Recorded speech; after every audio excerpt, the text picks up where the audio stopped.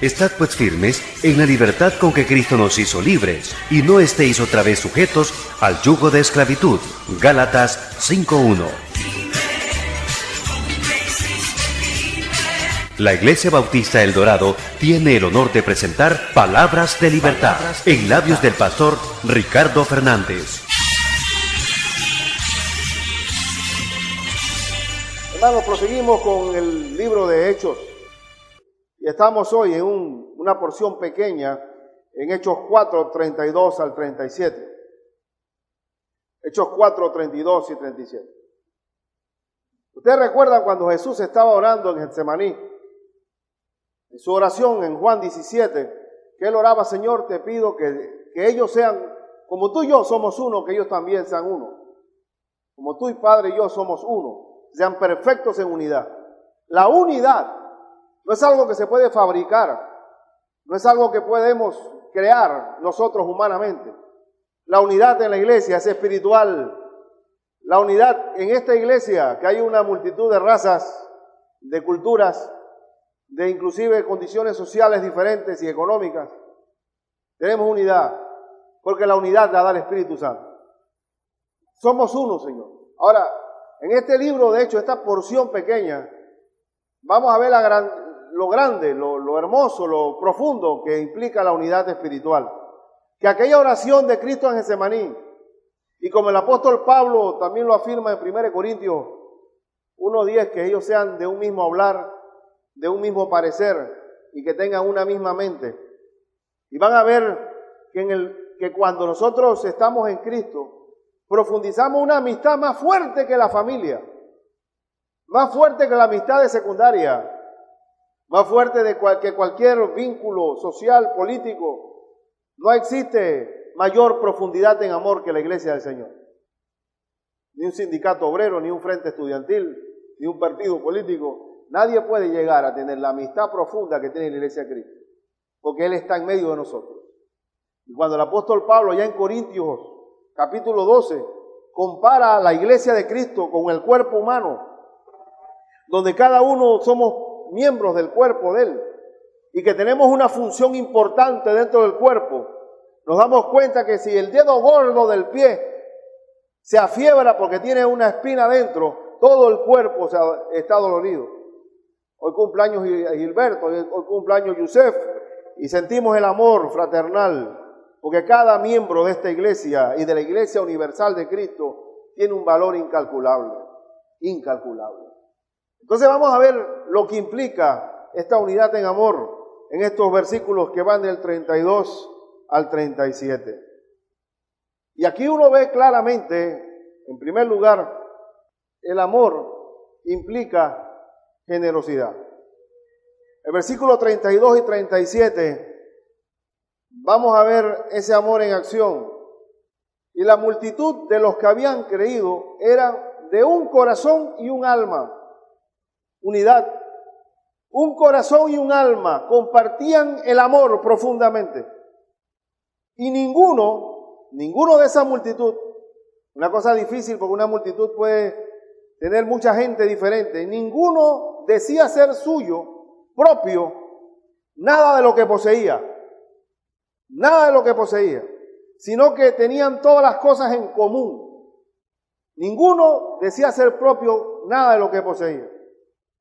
Ese es como aquel jugador de póker que se bautizó, que era tan despilfarrador con los juegos de azar, que se bautizó y un hermano dice: hermano, se va a mojar la cartera. Digo, no, yo quiero que también se convierta. Yo también quiero, porque tiene que Dios hacer un cambio en mi manejo del dinero. Cuando uno cambia con Cristo, todo, hasta la cartera cambia, todo cambia. Ninguno decía ser propio lo que tenía. Es decir, nos hemos independizado de lo más triste del hombre, que es el materialismo, el amor al dinero, que es la raíz de todos los males, y también de las posesiones, porque Cristo dijo: la vida del hombre no consiste en la abundancia de bienes que posee. Y ellos lo experimentaron. Ellos experimentaron de que no decían ser suyo, lo propio, porque todo lo tenían en común. La comunidad, era una comunidad. Y hermanos, es interesante que antes de ser creyente, Cuando pertenecía a la universidad, participaba en frentes estudiantiles y uno sentía cierta inclinación natural a una comunidad perfecta, lo que llaman el comunismo. Lo que todo el mundo parejo, todo el mundo, los bienes repartidos para todo el mundo. Pero resulta que aquí había una comunidad perfecta donde nadie decía ser suyo propio lo que tenía. Eso es comunidad.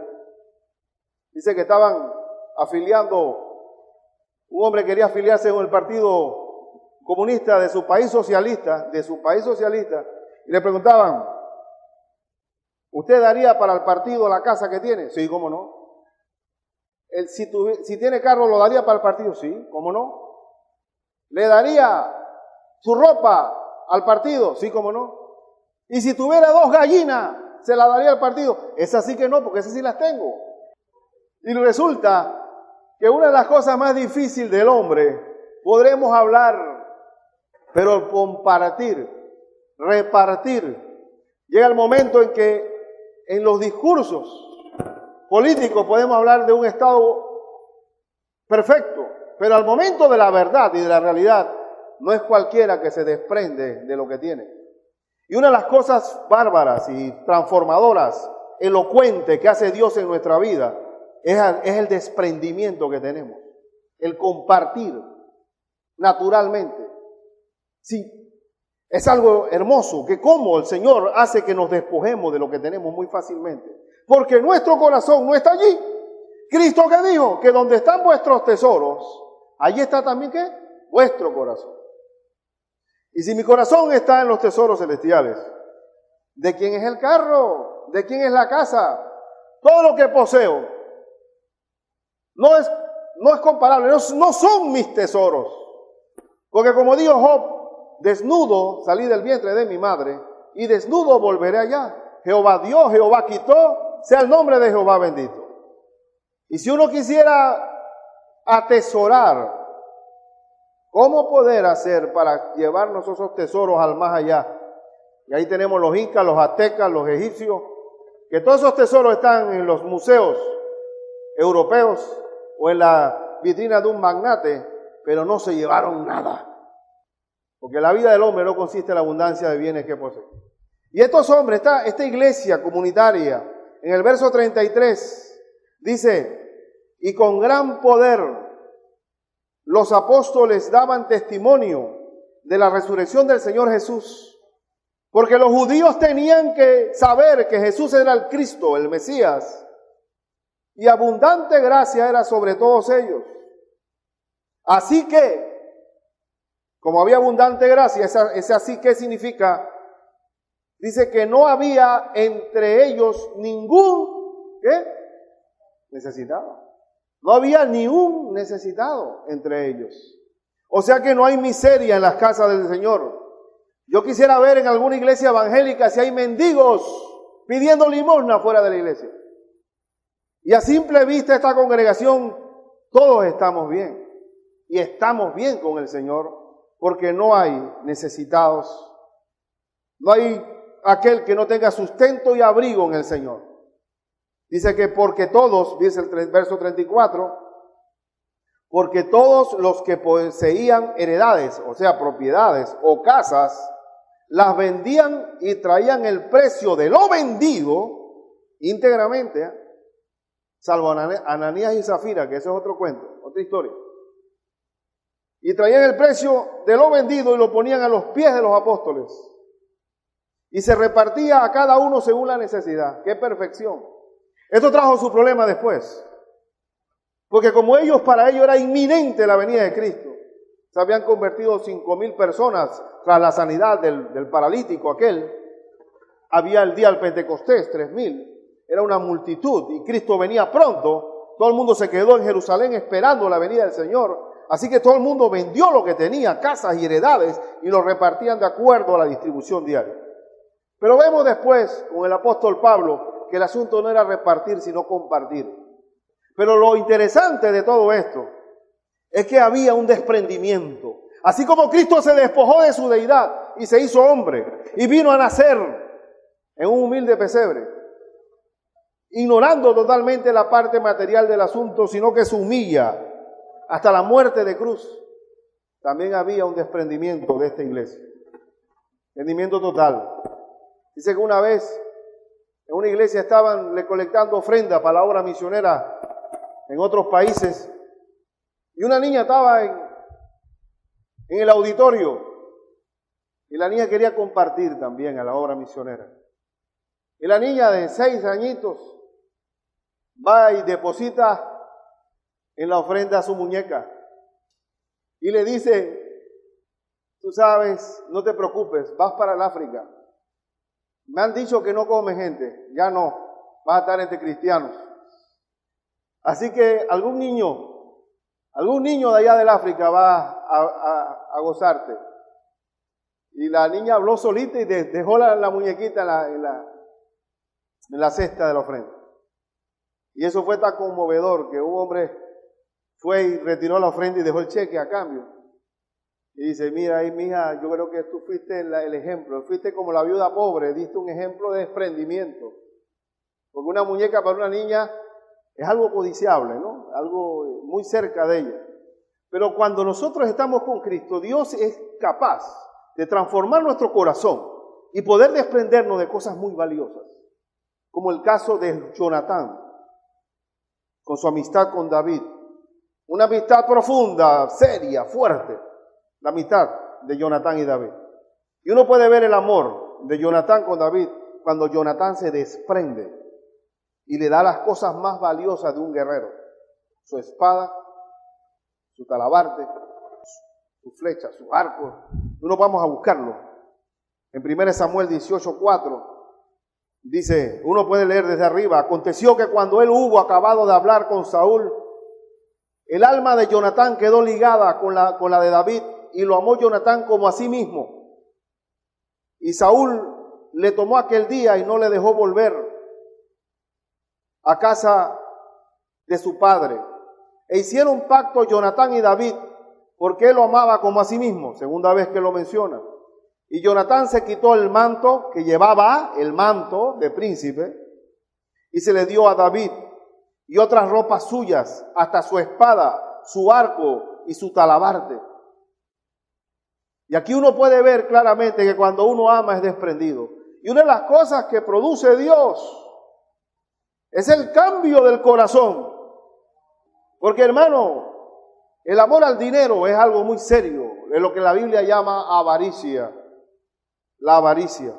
Y uno puede ver esta iglesia desprendida, judíos vendiendo sus propiedades, vendiendo sus casas y dejándolo a los pies de los apóstoles. Desprendimiento total.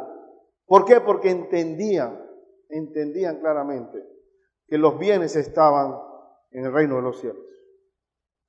Y cuando una persona, su corazón está en el reino de los cielos, poniendo la mira en las cosas de arriba y no en la de la tierra, de una persona que no se marea por las ofertas que le puedan hacer, de una persona que no cae en actos de corrupción o problemas de soborno, porque su corazón no está posesionado en las cosas.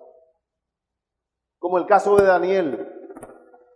Como el caso de Daniel, que cuando Dios le escribió a Belsasar con la mano en la pared blanqueada, que tu reino llegó al fin, Belsasar le dice a Daniel: interprétame lo que está en la pared y yo te voy a dar un manto púrpura, te voy a poner un collar y serás el tercero del reino. Y Daniel, que dijo: quédate con tus galardones para otro, yo te voy a interpretar lo que Dios dijo aquí. Porque el hombre de Dios no es comprable ni vendible, y es despojable, y no está amarrado, no está aquilatado en cuanto a bienes materiales, porque él vale por sí mismo. Valemos por lo que somos, no por lo que tenemos. Valemos porque Cristo nos redimió. ¿Cuánto vamos a valer? ¿Cuánto pagamos por el perdón de Cristo? ¿Cuánto vale el perdón del Señor? ¿Cuánto vale la paz? Dormir bien en la noche, sin barbitúrico. ¿Cuánto vale eso? ¿Cuánto vale tener consuelo del Espíritu Santo? ¿Cuánto vale? Lo que no se puede comprar es lo que tenemos nosotros. Es lo que tenemos. Y esta gente era desprendida totalmente. Y esto coincide con lo que el apóstol Pablo señala en 1 Corintios 10:33. 1 Corintios 10:33, que dice: como yo en todas las cosas agrado a todos. Escuchen la actitud del apóstol. Como también yo en todas las cosas agrado a todos, no procurando mi propio beneficio, sino el de muchos para ser salvos. Un hombre de Dios está procurando no su beneficio personal, sino agradar a muchos para que sean salvos. Ese es el propósito mayor de ayudar a la humanidad, que sean salvos para el Señor. Y como creyentes, cuando uno se despoja, no pierde, sino que gana. Gana. Estamos siendo seguidores de lo que el Señor Jesucristo dijo. Un texto que aclara bien, hablando de riqueza y pobreza y de abundancia y escasez. Es lo que el ejemplo de Cristo en cuanto a esto. En 2 Corintios, capítulo 8, versículo 9, dice así: porque ya conocéis la gracia de nuestro Señor Jesucristo, que por amor a vosotros se hizo ¿qué? Siendo ¿qué? Para que vosotros con su pobreza fueseis enriquecidos. Él siendo rico se hizo pobre para que nosotros fuésemos ¿qué? Enriquecidos a través de su pobreza. Entonces no puede haber miseria en la iglesia del Señor. En la iglesia de América Latina no es la iglesia de los 5 panes y los 2 peces. Ya a veces hay una dependencia total. ¿Y saben por qué se enriquece uno? ¿Cuándo se enriquece una iglesia de Cristo? Cuando es dadora, cuando es ofrendadora, porque Dios va a seguir mandando. Y por eso que quiero que en todo momento, entre más nosotros nos involucramos en compartir, más el Señor nos va a seguir enriqueciendo para que sigamos ¿qué? Compartiendo. Ese es el ciclo de amor del Señor. Es el ciclo de amor del Señor. Y cuando uno logra valorar lo que es el ofrendar, porque nuestro corazón no está en las cosas, sino en el Señor. Uno es capaz de dar lo que no tiene. Una vez hubo un testimonio que conmocionó a la iglesia de Europa, el siglo antepasado, o sea, en los años 1800, un pastor en África estaba haciendo una capilla rudimentariamente y una hermana quería colaborar y ella se vendió a sí misma como esclava y trajo el producto de su propia venta a la construcción de la iglesia. Y cuando el pastor escribe eso a Europa, todo el mundo quedó conmocionado y tuvieron que hacer una recolecta para recobrar a la hermana de vuelta a la libertad, porque ella se había autovendido. Entonces, cuando uno entiende que un africano logra palpar que el ofrendar es algo importante y que es parte de la vida, compartir, tú te das cuenta que no hay limitaciones para el pueblo de Dios. Somos capaces de y nadie es tan miserable que no pueda compartir. Y uno se queda maravillado de este asunto. Maravillado. La hermana Sara me contó de una campesina que lo único que tenía era una gallina. Y había 10 huevos y traía uno. Y traía su huevito a la iglesia.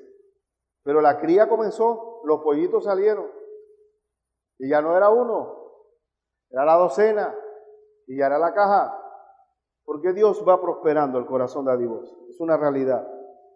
Es una realidad. Pero ahora, no todo tiene que ver. Hay algo que tiene que ver con el compartir, pero también algo que tiene que ver con el ser consolador. En segundo lugar, quiero valorar el ejemplo de Bernabé. En el versículo 36 al 37, dice: entonces José, a quien los apóstoles pusieron por sobrenombre Bernabé, y ahí mismo dice la Biblia lo que significa Bernabé, que traducido es hijo de consolación, levita, natural de Chipre. Por eso en el primer viaje misionero que hizo Pablo, comienza por Chipre, donde era natural, ¿quién? Bernabé. Como tenía una heredad, o sea, una propiedad, la vendió y trajo el precio y lo puso a los pies de los apóstoles. Bernabé, hijo de consolación. Y ya quedó como Bernabé, alias José. El nombre cambió totalmente. ¿Y quién puso el nombre, el sobrenombre de Bernabé? ¿Quién lo puso? ¿No era un apodo?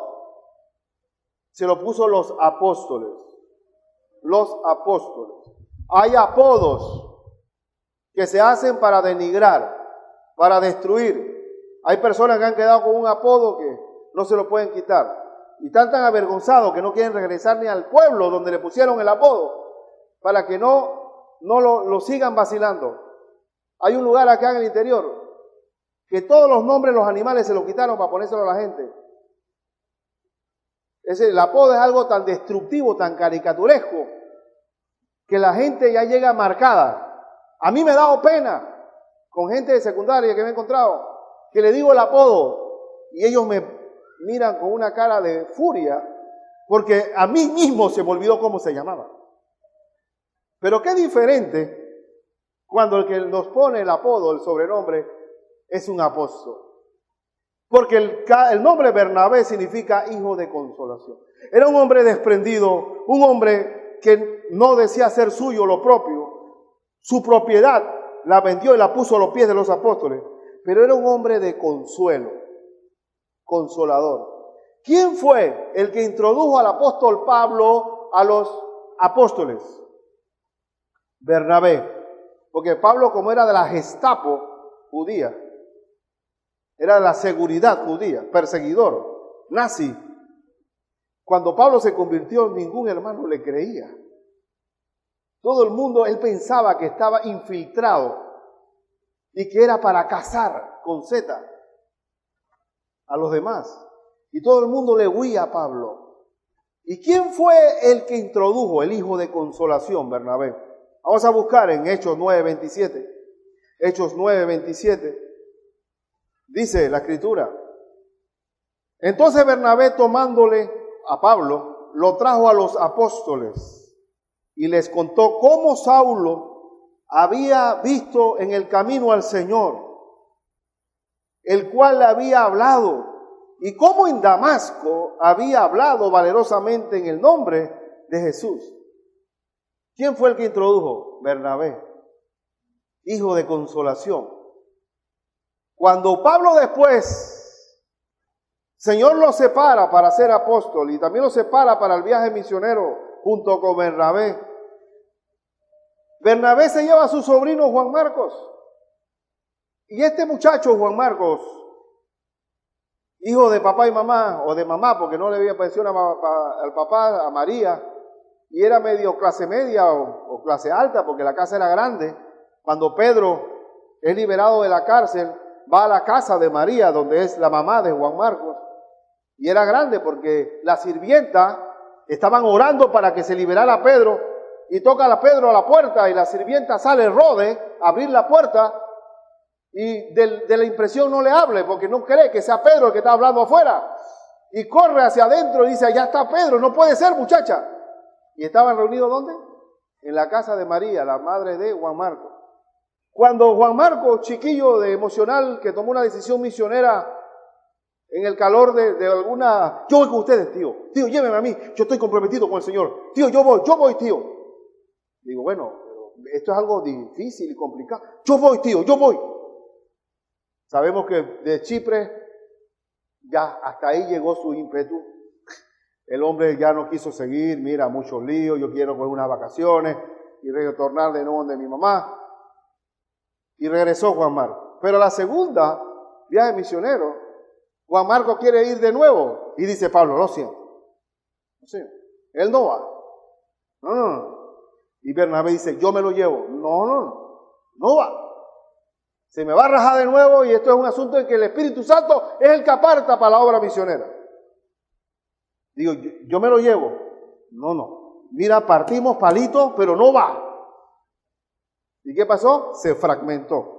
Hubo un grupo A, que era Pablo y Silas, y grupo B, Bernabé y Juan Marcos, que fueron a Chipre. Y sabemos que el hijo de consolación, o sea, Bernabé, que no descalifica a cualquiera, porque eso es lo importante de ser hijo de consolación y ser un buen pastor y un buen diácono, un buen maestro, un buen discipulador, es tener paciencia con los hermanos. Hay algunos que se le va la gasolina. Hay algunos que llegan a corto vuelo, tienen vuelo de gallina, muy veloz, y se cae. Pero él me habló de otro vuelo que quería dar ejemplo, el vuelo del tucán. El tucán, usted sabe que tiene el pico largo, muy bonito. Pero el tucán también sale volando y va en picada. ¿Por qué? Porque pesa mucho el pico. Y hay mucha gente que es como el tucán, tiene una lengua muy larga, habla demasiado y mucho compromiso, pero al final es de vuelo muy corto. Y gracias a Dios que los diáconos de nosotros son de poco hablar, salvo uno, pero que no es tucán, ¿Y qué pasa? ¿Qué pasó con Juan Marcos? Bernabé estuvo allí. Bernabé dice, sobrino, véngase conmigo, vamos a hacer. ¿Y qué tenemos nosotros hoy, producto del hijo de consolación Bernabé? El Evangelio de Marcos.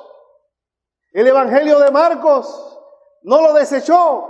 No es que Pablo estaba equivocado, Pablo tenía razón. Para la obra misionera se requiere consagración y entrega. Pero Bernabé tampoco estaba equivocado. Todos tenemos una segunda oportunidad. Y una tercera, y una cuarta, y una quinta. ¿Y cuántas veces, Señor, debemos perdonar? 7 veces, no, 70 veces 7. Y es este asunto de que tener ese deseo de consolar, de ayudar, de enderezar, de restaurar. Y necesitamos mucho Bernabé en la iglesia. No solamente gente ofrendadora y generosa, sino consoladores. Gente que caminen allí, que se metan con las partes difíciles, con la gente complicada y que caminen con ellos, como el caso de Bernabé. Y tenemos hoy, gracias a Bernabé, el Evangelio de... Ahora, es interesante que Bernabé presenta a Pablo a los apóstoles para que la gente quitara el prejuicio de la conversión de Pablo. Pero después Pablo desaparece del escenario, producto de que lo querían matar, y se va a su lugar natal, Tarso. Cuando se comienza la iglesia de Antioquía, que unos hermanos anónimos, tras la persecución que hubo, tras la muerte de Esteban, y los hermanos comienzan a diseminarse por todas partes, por Samaria, y van en la huida, llegan a Antioquía, y unos hermanos comunes y corrientes forman la iglesia de Antioquía. Pero está creciendo el número de discípulos, y los apóstoles, ¿a quién envían para revisar el asunto? A Bernabé. Y lo envían a Antioquía para ver si es realidad lo que está pasando y que enderezara el asunto. Y vamos a buscar un momentito este escenario donde en Hechos 11, 22 al 25, llegó la noticia de estas cosas a oído de la iglesia que estaba en Jerusalén y enviaron a Bernabé que fuese hasta Antioquía. Cuando llegó y vio la gracia de Dios, se regocijó y exhortó a todos los que con propósito de corazón permanecieron fieles al Señor, porque era varón bueno y lleno del Espíritu Santo y de fe. Y una gran multitud fue agregada al Señor, producto del ministerio de Bernabé. Después, escuchen bien, verso 25, después fue Bernabé a Tarso para buscar a Saulo, y hallándole, le trajo a Antioquía. Ahora Bernabé es un instrumento clave para la obra misionera. Buscó en el ostracismo que daba Pablo y lo trajo a Antioquía. Y ahí se quedaron. Y miren que leyendo un poquito más abajo, en el verso 26, y se congregaron allí todo un año con la iglesia y enseñaron a mucha gente, y a los discípulos se les llamó cristianos por primera vez en Antioquía, debido a la obra de enseñanza de Bernabé y de Pablo. Y observen, si uno lee con detenimiento la Biblia en el libro de Hechos, comienzan a decir Bernabé y Saulo, Bernabé y Saulo. Después habla Saulo, Pablo y Bernabé, Pablo y Bernabé. El liderazgo cambió. Pero esa parte fundamental de ser consolador, de que, hermano, no podemos desechar a nadie, de ser paciente para con todos, de saber que hermanos que van a ser débiles en un momento dado, hay que estar como Gálatas 6:1 dice, restaurando al hermano caído, considerándote a ti mismo, no sea que tú también seas tentado. Tenemos que tener más Bernabé en la iglesia. Y los Bernabé en la iglesia son los que forman las columnas como Pablo. Son los que ayudan a fortalecer un Pablo. Porque Pablo definitivamente fue enseñado por el Señor cuando recibió revelaciones directamente del tercer cielo. Pero Bernabé fue clave, absolutamente clave. Y la separación solamente para que no quede en un hablar para los que están un poco más infantes en la fe. Vamos a buscar el capítulo 15, versículo 36 al 41, que dice, después de algunos días, Pablo dijo a Bernabé, volvamos a visitar los hermanos en todas las ciudades en que hemos anunciado la palabra del Señor para ver cómo están. Y Bernabé quería que llevasen consigo a Juan, el que tenía por sobrenombre Marcos. Pero a Pablo no le parecía bien llevar consigo al que se había apartado de ellos desde Panfilia y no había ido con ellos a la obra. Y hubo tal desacuerdo entre ellos que se separaron el uno del otro. Bernabé, tomando a Marcos, navegó a Chipre y Pablo, escogiendo a Silas, salió encomendado por los hermanos a la gracia del Señor. A la gracia del Señor. En conclusión, queridos hermanos, porque solamente hay 2 puntos con relación a esto. La generosidad es una consecuencia de estar en Cristo. A veces se tiene la idea de que el tener es ser, pero cuando llegamos a Cristo, la generosidad va con nosotros. En 1 Corintios, capítulo 13, que es el himno del amor, dice en el verso 4 que adelante, el amor es sufrido, es benigno. No le interesa en un momento dado sufrir en el Señor, porque el sufrimiento no lo achica, no lo decepciona. Hay golpes que tenemos en el ministerio, golpes en la vida cristiana, pero no dejamos de amar porque sufrimos. O porque me golpearon una vez, no vuelvo a hacerlo. Que sin Cristo la gente tiene tales cicatrices que se decepcionan de tal forma que no quieren hacerle favores a nadie, pero con el cristiano el amor es sufrido. O sea que no mengua su amor. Es benigno, es amable, dulce. El amor no tiene envidia. Como no es materialista, no envidia qué carro tiene el otro, ni qué marca de suéter tiene, ni qué marca de zapatilla. No le interesa la casa que posee el otro, porque no tiene envidia. El amor no es jactancioso, no está hablando cosas infladas, tratando de mercadearse a sí mismo. El amor no se envanece. No hay manera de sentirme superior a nadie, porque todo lo ha dado el Señor. El amor no hace nada indebido. Es decir, no busca en propio beneficio, sea una maldad para beneficio propio. No busca lo suyo. No se irrita. No coge rabia por gusto. No guarda rencor, porque aquí hay un asunto diferente. Hay mucha gente que no se irrita y no es iracunda, pero guarda rencor. O sea, tiene una rabia para adentro. No se ve afuera, pero el volcán está como el volcán Barú. Está apagado hace años, pero está ahí. El rencor es así, no se ve por fuera. No se goza de la injusticia, más se goza de la verdad. Todo lo cree, todo lo sufre, todo lo cree, todo lo espera, todo lo soporta. El amor nunca deja de ser. Nosotros no estamos pagándole a Dios el milagro. Mira, Señor, te estoy ofrendando 100, por favor, quiero 1000 de vuelta. El diezmo no es un pago. No estamos pagando un culto tampoco. El asiento que ustedes tienen, ustedes no están pagando una membresía. Ni estamos sosteniendo una franquicia. El ofrendar es obra espiritual del creyente para con Dios. Es algo que viene del Señor trabajando con nosotros. No es dando y dando. Señor, yo te doy, quiero. No es reciprocidad. El amor es algo liberal. El ofrendar es algo liberal. Es algo que no está condicionado a nada. La gente de Macedonia, siendo una iglesia pobre, dio en su fuerza y más allá de su fuerza para sostener a la iglesia de Jerusalén, la de Judea. Una iglesia gentil ayudando a una iglesia judía.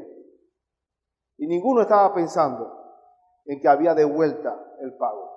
Lo que sí es cierto que el apóstol Pablo dice que Dios es poderoso para que sobreabunde en vosotros, para que sigamos nosotros compartiendo, porque la mano generosa nunca será empobrecida.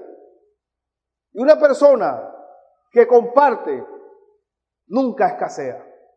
Sin embargo, conozco muchos que son avaros, que todo le falta, porque el avaro es un miserable, que todo le falta. Todo le falta. Entonces, queridos hermanos, la generosidad es consecuencia del amor. Esta iglesia naciente, esta iglesia Jerusalén, no fue el mejor modelo de iglesia. Una iglesia centrada en sí misma, encerrada en sí misma. Antioquía sí fue una iglesia de expansión. Pero es un buen modelo de que Cristo cambia nuestros corazones. Vamos a orar. La Iglesia Bautista El Dorado ha presentado Palabras de Libertad. Recuerde lo que dice Gálatas 5:13, porque vosotros, hermanos, a libertad fuisteis llamados, solamente que no uséis la libertad como ocasión para la carne, sino servíos por amor los unos a los otros. Le invitamos a escuchar nuestro próximo programa a esta misma hora y por esta misma emisora.